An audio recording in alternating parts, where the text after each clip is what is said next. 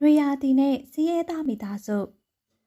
ကြပဲပူဆိုတဲ့ရွာမှာထွန်းထွန်းကသူ့မိန်းမလှလှနဲ့အတူတူနေရပါထွန်းထွန်းကအရန်အောင်ဆင်းရဲတဲ့စီးရဲသားလေးတယောက်ပဲဖြစ်ပါတယ်သူကသုံးမိန်းပါရဲ့စပယ်ကိုနင်းတာပါနွေရာသီပဲဖြစ်ဖြစ်မိုးရာသီပဲဖြစ်ဖြစ်စောင်းရာသီပဲဖြစ်ဖြစ်သူကအဲ့အလုပ်ကိုပဲလုပ်ပါတယ်သူတစ်နှစ်ပတ်လုံးအဲ့အလုပ်ကိုလုပ်တာတော့မှသူပတ်စံတွေမစွမိပါဘူးတရက်မှာတော့သူက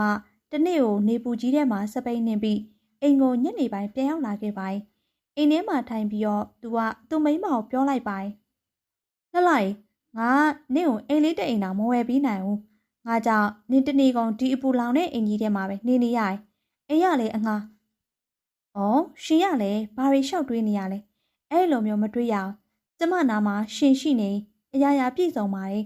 ကျမပျော်တော့ပျော်သေးရဲ့ရှင်ကျမအခုလိုမျိုးဂရုတစိုက်ရှိပြီလို့လေ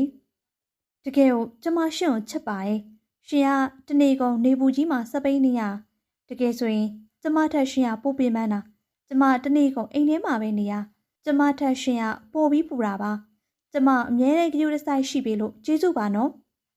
အဲ့လိုနဲ့နေ့တွေရက်တွေကုန်ဆုံးလာခဲ့ပါတယ်ဒါပေမဲ့အပူရှင်ကတနေ့နဲ့တနေ့ပိုများလာခဲ့ပါတယ်အပူတောင်မခံစားနိုင်တော့တဲ့အထိပူလောင်နေခဲ့ပါတယ်သူတို့နှစ်ယောက်ငှားနေတဲ့အိမ်အတွက်လေ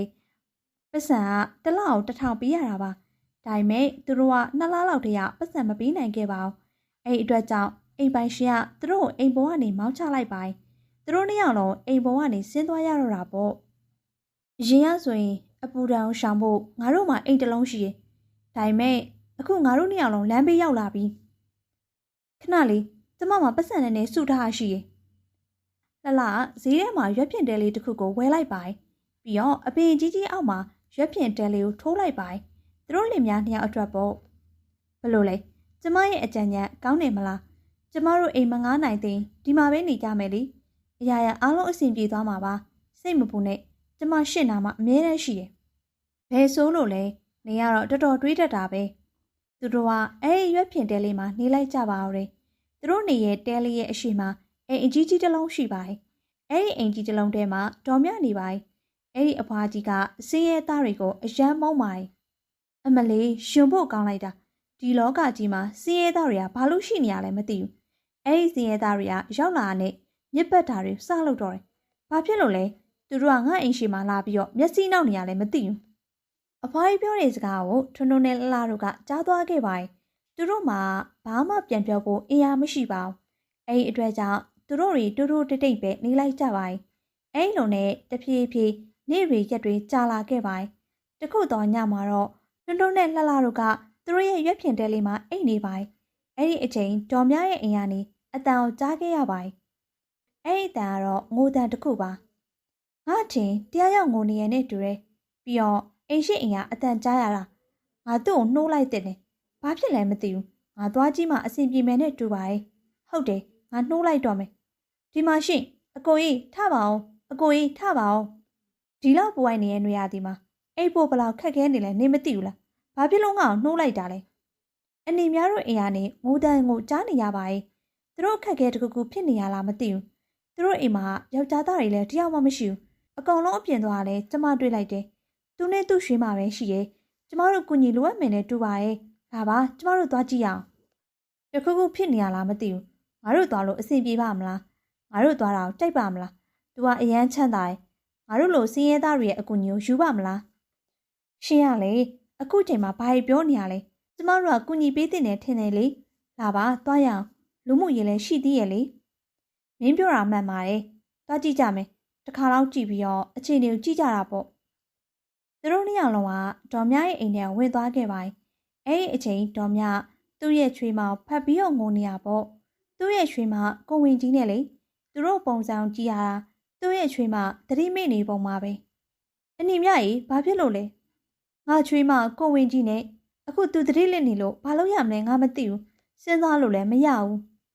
စိတ်မပူပါနဲ့အနီရဲ့ကျမတို့ဆေးရုံခေါ်သွားပြပါမယ်သူ့ကိုဘလို့ဆေးရုံခေါ်သွားရမှာလဲအိမ်မှာရှိတဲ့ကားနှစ်စီးကလည်းအကောင်လုံးယူသွားကြတယ်အကောင်လုံးအပြင်သွားကြတယ်အခုအိမ်မှာတစ်စီးပဲကြံတော့တယ်ဒါပေမဲ့ငါကမောင်းမမောင်းတတ်တာအဲ့ဒါဆိုလို့ရှိရင်လေအနည်းရဲ့ချွေးမလေးကိုကျွန်တော်ရဲ့သုံးမိတ်ပေါ်တင်လိုက်ပါလားကျွန်တော်အဲ့ဟာနဲ့လိုက်ပို့ပေးပါမယ်ဒီလိုအခြေအနေမှာသုံးမိတ်နဲ့အသွားလာမလုပ်သင့်ဘူးထွန်းထွန်းရေနေကားမောင်းတက်လား နေမောင်းတက်တယ်ဆိုလို့ရှိရင်အိမ်ကကားနဲ့လိုက်ပို့ပြီးလို့ရတယ်။ဒါပေမဲ့ကျွန်တော်ကအနီတို့ရဲ့ကားမှာဘယ်လိုလုပ်ပြီးထိုင်လို့ရမှာလဲ။ကျွန်တော်ကစီးရတယ်လေ။ပြီးတော့အနီတို့နဲ့အတူတူထိုင်ဖို့ဆိုတာအဆင်ပြေပါမလား။ကျွန်တော်ကစီးရတော့အနီတို့ကုန်တိတ်ခါကြမှာဆိုလို့ပါ။ရှင်ဘာကြီးစဉ်းစားနေရလဲ။အခုချိန်မှာအဲ့ဒါတွေစဉ်းစားကြမလို့လေ။သွားကားအမြန်ထုတ်လိုက်။ဟုတ်တယ်သားလေးရဲ့ဟိုနေရာမှာချိတ်ထားတယ်။ထွန်းထွန်းကကားကိုထုတ်ပြီးတော့ဆေးရုံလိုက်ပို့လိုက်ပါတယ်။ဆေးရုံကိုအချိန်နဲ့ရောက်သွားတဲ့အတွက်ကြောင့်ဖူပွေကကလေးကိုကောင်းကောင်းမွန်မွန်နဲ့ဝေးဖွားနိုင်သွားခဲ့ပါတယ်။အမေရောကလေးရောကျမ်းမာရေးကောင်းပါတယ်။သူကအရန်ချစ်စရာကောင်းတဲ့သားလေးတယောက်ကိုမွေးလိုက်တာပေါ့။အဲ့ဒါကိုကြည့်ပြီးတော့တော်မြအယောင်ပျော်နေခဲ့ပါတယ်။တကယ်လို့ဒီနေ့နင်တို့သားမရှိလို့ရှင်ငါရွှေမအောင်ငါမြေးလေးပါဒုက္ခရောက်မှာနင်တို့တကယ်ကျေးဇူးတင်ပါတယ်။အနီးကလည်းဘာတွေပြောနေရလဲ။ဒါကကျမတို့လုပ်ပေးတဲ့အရာပါ။အိမ်နီးနားချင်းတွေဖြစ်ပြီးတော့ဒါလေးတောင်မလုပ်ပေးဘယ်ကောင်းမှမလဲ။ဒါကလုပ်ပေးတဲ့အရာပါနင်တို့တွေကငါ့ကိုဒီနေ့သင်ခန်းစာတစ်ခုပေးလိုက်တယ်ချမ်းသာတဲ့လူတွေမှာပတ်စံလွဲပြီးဘာမှမရှိဘူးငါတို့တွေကစိတ်ထားလည်းမကောင်းကြအောင်စီးရဲသားတွေစီမှာကတော့ရိုးသေးခြင်းတွေလေးစားခြင်းတွေကုညီဖေးမခြင်းတွေစိတ်ထားလေးတွေကလည်းဖြူစင်ကြတယ်ဒီနေ့ငါ့ကိုကုညီပေးရနင်တို့ပါငါငိုတဲ့အတောင်ငါရဲ့အိမ်နီးနားချင်းတွေလည်းကြားမှာပါပဲဒါပေမဲ့သူတို့တွေကငါ့ကိုနည်းနည်းလေးတောင်မမေးကြအောင်ငါရဲ့ချမ်းသာတဲ့အိမ်နီးနားချင်းတွေကငါ့ကိုပြစ်ထားခဲ့ဒါပေမဲ့ငါအမြဲတမ်းပြောဆိုနေတဲ့နင်တို့ကြတော့ငါကျူးတဆိုင်လေးရှိပေးရဲ့ပြဿနာမရှိပါဘူးအန်ဒီကျွန်တော်တို့တွေစိတ်လည်းမဆိုးပါဘူးဒါနဲ့ဒီမှာကတော့ကျွန်တော်ကတော့တည်တည်ချာချာလေးထားလိုက်ပါပြီဆီယာဝင်ကတော့မနှက်ပြန်အတီနေရအောင်မယ်လို့ပြောတယ်အန်ဒီလည်းကျမ်းမာရေးဂရုစိုက်ပါကလေးကိုလည်းဂရုစိုက်လာအောင်နော်ကျွန်တော်တို့ခွင့်ပြုပါအောင်အဲ့လိုပြောပြီးတော့ထွန်းထွန်းတို့ကအိမ်ကိုပြန်သွားခဲ့ပါတယ်နောက်နေ့ကျတော့တော်မြသူ့ရဲ့ကားနဲ့အိမ်ကိုပြန်လာခဲ့ပါတယ်သူတို့ပြန်လာနေတဲ့လမ်းမှာထွန်းထွန်းကပါစင်ဂျာကိုလိုက်ပို့နေရပေါ့နေဘူးကြီးထဲမှာပင်ပင်မမတ်လုံနေအောင်ကြည့်ပြီးအရန်တနာသွားခဲ့ပါတယ်နောက်တစ်နေ့ရက်လောက်ကျတော့တော်မြမုတ်ဘူးကိုယူပြီးတော့လှလှတို့အိမ်ထဲဝင်သွားခဲ့ပါတယ်လှလှတို့အိမ်ထဲရောက်တော့သူကအရန်အံ့ဩသွားခဲ့ပါတယ်အိုးဖះသခင်ဒီမှာအဲ့လောက်ကြီးပူနေရလားနင်တို့တွေဘလို့မျိုးတောင်နေကြလဲအရန်ပူနေရပဲငါလုံးဝမခံစားနိုင်ဘူးအနီရဲ့သမီးတို့ကနေသားကြနေပါပြီသမီးတို့အမြဲတမ်းဒီမှာပဲနေရတော့အဆင်ပြေပါရဲ့အနီကအမြဲတမ်း AC နဲ့နေရောပူနေရပါထားပါတော့ဒါနဲ့အနီကဘာလို့သမီးတို့အိမ်ထဲဝင်လာရလဲတခုခုအကြောင်းရှိလို့လားတခုခုကူညီလို့လားငါနင်တို့မဟုတ်လာပေးရပါဒါပေမဲ့နင့်ကိုဒီပုံစံကြီးတွေ့တော့ငါစိတ်ထဲမကောင်းအနီရဲ့ရပါတယ်သမီးတို့ကဒီမှာနေသားကြနေပါပြီသမီးကဒီမှာနေရလဲပြောပါရဲ့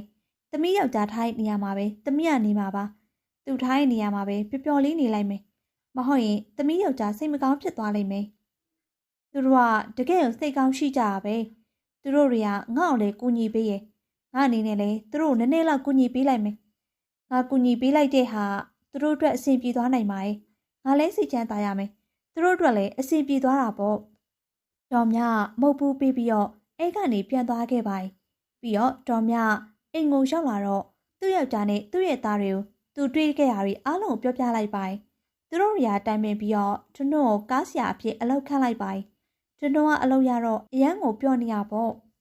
အနီရဲ့ကျေးဇူးကိုဒါဘယ်တော့မှမမေ့ပါဘူးအနီရဲ့ကျေးဇူးကြောင့်ကျွန်တော်ရဲ့မိမကိုအစဉ်ပြောင်းထားနိုင်တော့မယ်ကျေးဇူးတင်ပါရဲ့ဗျာအဲ့လိုတွေမပြောပါနဲ့သားရဲ့ဒါအနီပေါ်မှာအများကြီးကျေးဇူးရှိပါရဲ့ကျွန်တော်ကအခုဆိုရင်3ပိမမောင်းတော့ပါဘူးသူက AC ရှိရဲ့ကားကိုပဲမောင်းရပါပြီးတော့တော်မြသူတို့ကိုအိတ်ခမ်းတစ်ခမ်းပေးလိုက်ပါအဲ့ဒီအိတ်ခမ်းထဲမှာသူတို့လိုအပ်တဲ့ပစ္စည်းတွေအားလုံးလည်းဖြည့်ဆည်းပေးထားပါနောက်ထပ်ရက်အနေငယ်လောက်ကြတော့လှလှကိုလည်းတော်မြသူ့အိမ်မှာထမင်းချက်အဖြစ်အလုပ်ပေးခဲ့ပါအဲ့လိုပုံစံမျိုးနဲ့သူတို့လင်မယားတွေအစီပြေစွာနေထိုင်ကြပါအောင်တယ်အလောက်လောက်ပြီးပတ်စံတွေစုကနောက်ထပ်2နှစ်လောက်နေတော့ကိုပိုင်အိမ်လေးတစ်လုံးကိုစောင့်နိုင်သွားပါအဲ့ဒီအိမ်လေးမှာ AC တစ်လုံးနဲ့တက်လိုက်ပါအောင်တယ်အဲ့လိုနဲ့သူတို့တွေလည်းပျော်ပျော်ရွှင်ရွှင်နဲ့နေသွားပါအောင်တယ်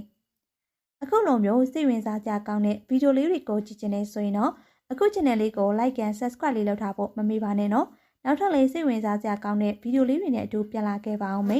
အခုတော့နှုတ်ဆက်ခဲ့ပါရယ်တတာ